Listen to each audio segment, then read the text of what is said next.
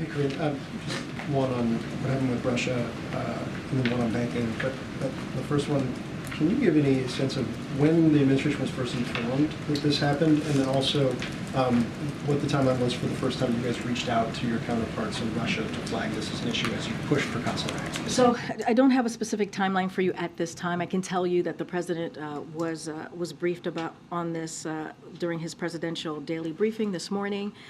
Besides that, don't have any specific breakdown on when the counterparts, when the State Department or NSC connected with their counterpart. But look, this is a priority for this administration.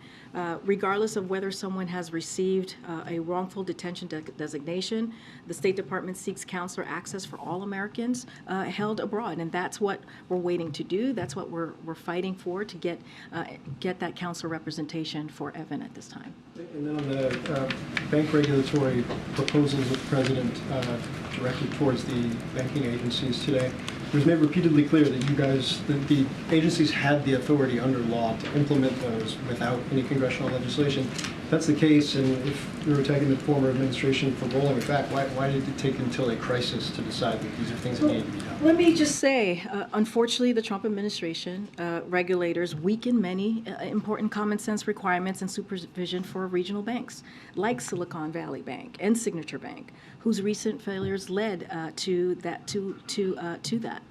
We have experts out there who have said those rollbacks were a cause of the recent bank failures. That's what we're hearing from experts out there themselves.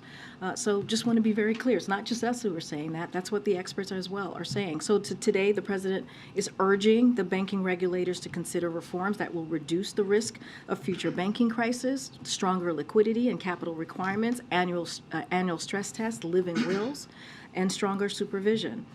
So again, because of what we saw done by the Trump administration back in 2018, remember what happened in 2008 and what the Obama-Biden administration were able to do. They were able to strengthen some of those requirements, make it stronger, and the Trump administration rolled that back. And experts themselves say that because of those rollbacks that we saw in the Trump administration, it led to these recent failures. I understand that, but experts were saying that before the Silicon Valley issues as well, that this was potentially problematic, and you guys have been in office for more than 2 years. Why did you wait until now to send these suggestions? So a couple of things. Look, the Trump nominees had the supervision portfolio at the Fed for much of those past 2 years. So that's one reason. The second reason is the Fed Vice Chair Barr only arrived in July of 2022.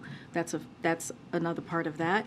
But I'm glad folks agree with the regulations and supervisions that need to be strengthened. That's what we need to see, and that's what the president has asked the bank regulators to do, and the Treasury Department, and that's what we're seeing today. And so the president is committed to make sure that we keep our banks resilient, and that's what you're seeing today.